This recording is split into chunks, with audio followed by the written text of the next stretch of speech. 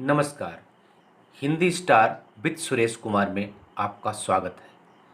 आज हम हरिवंश राय बच्चन की कविता आत्म परिचय के तीसरे बंद की चर्चा करेंगे। इस चर्चा में हम सबसे पहले इस पद में आए कठिन शब्दों के अर्थ बताएंगे, फिर इसकी व्याख्या करेंगे और इसका भाव सौंदर्य और शिल्प सौंदर्य स्पष्ट करेंगे तथा इस पद पर आधारित प्रश्नों के उत्तर भी देंगे।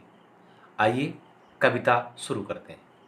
मैं निज उर के उद्गार लिए फिरता हूँ, मैं निज उर के उद्गार लिए फिरता हूँ, मैं निज उर के उपहार लिए फिरता हूँ। है यह अपूर्ण संसार न मुझको भाता, मैं स्वप्नों का संसार लिए फिरता हूँ, मैं स्वप्नों का संसार लिए फिरता हूँ। कविता में आए कठिन शब्दों को मैंने नीले से अंडरलाइन कर दिया है, बोलूँगा और आप नोट कर लीजिएगा। उर मतलब हृदय, उद्गार मतलब विचार, उपहार मतलब तोहफा या भेंट, अपूर्ण मतलब अधूरा, भाता मतलब अच्छा लगता है। व्याख्या। मैं निज उर के उद्गार लिए फिरता हूँ। कवि कहना चाह रहा है कि मैं अपने हृदय के उद्गारों को, अपने हृदय के विचारों को लिए फिरता हूँ और मैं अपने हृदय के उपहार को लिए फिरता हूँ। उसके उपहार क्या हैं? उसके हृदय में समाहित खुशियाँ जो बाकी लोगों के जीवन से गायब हो गई हैं। संसार के थपेड़ों को खाते खाते, सांसारिक थपेड़ों को खा करके बाकी लोगों के हृदय से खुशियाँ गायब हो गई हैं, लेकिन कवि के हृदय में खुशियाँ जो बची हैं, जो हैं, उनके लिए कह रहा है कि मैं अपने हृदय के उपहार लिए फिरता हूँ। और कवि क्या कह रहा है कि अपूर्ण संसार न मुझे भाता। कवि को संसार अपूर्ण लगता है, अधूरा लगता है। क्यों अधूरा लगता है? क्योंकि यहाँ संसार में बहुत कुछ बनावटी है, बहुत कुछ दिखावे का है, हकीकत नहीं है। इसलिए कवि ने अपना एक नया संसार गढ़ा है, अपने सपनों का संसार, उसके आदर्शों का संसार जो दुनिया से अलग है। वो कवि को ये संसार अपूर्ण लगता है, अधूरा लगता है, इसलिए अपने एक नए संसार की कवि ने कल्पना की है, जिसमें किसी प्रकार की कोई कष्ट या व्याधा ना हो। और प्रायः हर कवि की विशेषता होती है कि वो अपने एक सपनों का संसार गढ़ता है और अपने सपनों के संसार में जीता है। जैसे तुलसी ने रामराज की कल्पना की, ये उनके सपनों का संसार है, तो बच्चन साहब ने नए सपनों का संसार गढ़ा है और ये संसार उन्हें अधूरा लगता है। अब मैं इस पद का काव्य सौंदर्य स्पष्ट करूंगा। जैसा कि आप जानते हैं, काव्य सौंदर्य के दो पक्ष हैं, भाव सौंदर्य एवं शिल्प सौंदर्य। पहले मैं भाव सौंदर्य बताता हूँ। भाव सौंदर्य का पहला बिंदु व्यक्तिगत जीवन में घटित घटना की सहज अनुभूति एवं सच्ची अभिव्यक्ति हुई है।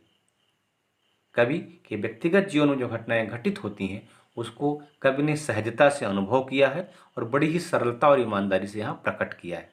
दूसरा बिंदु, भाषा सरस, सहज एवं सरल है। तीसरा बिंदु, शैली आत्मकथा युक्त है, कविता की वृत्ति कोमल है। ये सभी बिंदु आपको पिछले भी पद में मिले होंगे। मैं कहना ये चाह रहा हूँ कि जब आप भाव सौंदर्य लिखें तो जो मैंने पहले पद में इसका भाव सौंदर्य बताया है, लगभग सभी में वो भाव सौंदर्य मिलेगा। कुछ एक बिंदु किसी किसी पद में अतिरिक्त होंगे, तो उसको आप व्याख्या से भी समझ जाएंगे, नहीं तो मैं यहाँ हर पद में बताऊंगा, वहाँ से आप उसमें जोड़ देंगे। हाँ, आप चाहें तो भाव सौंदर्य जब लिखें तो उसी को मान लें, या फिर अगर आप चाहें तो भाव सौंदर्य हर पद में ऐसे लिख दें जैसे मैं हेडिंग बना के लिखा हूँ। इससे क्या फ़ायदा होगा कि जब आप बार बार भाव सौंदर्य लिखेंगे तो आपको याद हो जाएगा, क्योंकि भाव सौंदर्य के बिंदु लगभग हर पद में कॉमन है, एक ही दो बिंदु अतिरिक्त हैं। तो वहाँ से आप नोट कर लेंगे। अगर आपने मेरा वो वीडियो नहीं देखा हो तो देख लीजिएगा, वहाँ से नोट कर लीजिएगा। बिंदुओं को मैं यहाँ पर बोल दे रहा हूँ, वहाँ पर बोर्ड पर लिखा हुआ है, उतार लीजिएगा। तो मैं पहला बिंदु बोल रहा हूँ, अस्पष्टवादी स्वभाव। इस कविता में कवि का अस्पष्टवादी स्वभाव प्रकट हुआ है। और क्या प्रकट हुआ? कवि की सहृदयता प्रकट हुई है। मतलब बड़ी दिल से बात को कहा है, हृदय की गहराइयों से बात को कहा है। और तीसरा बिंदु क्या है? कवि की दुनिया आम लोगों की दुनिया से अलग है। यह अपूर्ण संसार न मुझको भाता, मैं सपनों का संसार लिए फिरता हूँ। कवि को संसार अधूरा लगता है, वो इस दुनिया में नहीं विचरता है, इस दुनिया में नहीं रहता है, उसकी सपनों की दुनिया है। तो कवि की दुनिया आम लोगों की दुनिया से अलग है। यह बिंदु भाव सौंदर्य का यहाँ अलग से है, इसको जोड़ लेंगे, बाकी सब कॉमन है। फिर अगला है बिंदु कि कवि ने व्यक्तिगत जीवन में घटित घटनाओं की सहज अनुभूति एवं सच्ची अभिव्यक्ति की है। इसकी व्याख्या मैंने पहले वीडियो में की है और वहाँ लिखा भी है, मैं खाली रिपीट कर रहा हूँ। कवि की कल्याणकारी मनोवृत्ति प्रकट हुई है, ये भी पहले रिपीट कर रहा हूँ। और भाषा सरस सहज एवं सरल है, ये भी पिछले वीडियो में दिया हुआ, इसको भी वहीं से नोट कर लीजिएगा।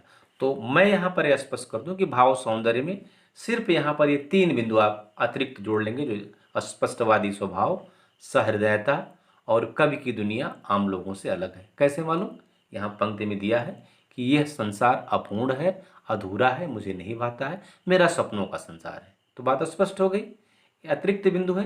बाकी भाव सौंदर्य में सारी पदों में वही चीज़ें रहेंगी, जैसे कि आत्मकथा शैली, सहृदयता, भाषा सरस सहज एवं सरल, तस्तम निष्ठ खड़ी बोली का प्रयोग, ये सब आपको मिलेगा। अब दूसरा बिंदु आता है शिल्प सौंदर्य का। शिल्प सौंदर्य में हम देखते हैं व्याकरणिक पक्ष को। तो यहाँ उद्गार लिए फिरता हूँ, उपहार लिए फिरता हूँ, पंक्ति में पुनरुक्ति प्रकाश अलंकार है। पुनरुक्ति प्रकाश मतलब क्या होता है? पुनरुक्ति का मतलब होता है पुनः धन उक्ति। पुनः मतलब फिर से, उक्ति मतलब कथन, वह कथन जिसे फिर से कहा जाए, रिपीट किया जाए। पुनः धन उक्ति से पुनरुक्ति बन गया है, तो वह कथन जो दोबारा दोहराया जाए, रिपीट किया जाए, तो इसीलिए इसको क्या बोलते हैं? पुनरुक्ति प्रकाश अलंकार। तो लिए फिरता हूँ, लिए फिरता हूँ शब्द की आवृत्ति के कारण यहाँ पर क्या है? पुनरुक्ति प्रकाश अलंकार है। और स्वप्नों का संसार लिए फिरता हूँ में कौन सा अलंकार है? अनुप्रास अलंकार है। बाकी सारा शिल्प सौंदर्य वैसा ही है जैसा बाकी पदों में है, जैसे कि भाषा तस्तम निष्ठ खड़ी बोली है, भाषा माधुर्य गुण संपन्न है, छंद मुक्त रचना होते हुए भी लय तुक और गेयता मौजूद है या विद्यमान है, गीत काव्य के सभी तत्व विद्यमान हैं। आइए अब इस पद पर आधारित प्रश्नों को देखते हैं और उनके उत्तर को देखते हैं। बोर्ड पर आप देख रहे होंगे कि प्रश्न लिखे हुए हैं और उत्तर के की पॉइंट्स लिखे हुए हैं। आप अपनी नोटबुक पर पूरा उत्तर लिखिएगा, लेकिन की पॉइंट्स को अंडरलाइन कर लीजिएगा ताकि परीक्षा के समय याद करने में सुविधा होती है। मैं आपकी जानकारी के लिए बता दूं कि हर प्रश्न के उत्तर का कोई की पॉइंट होता है, मतलब मुख्य बिंदु।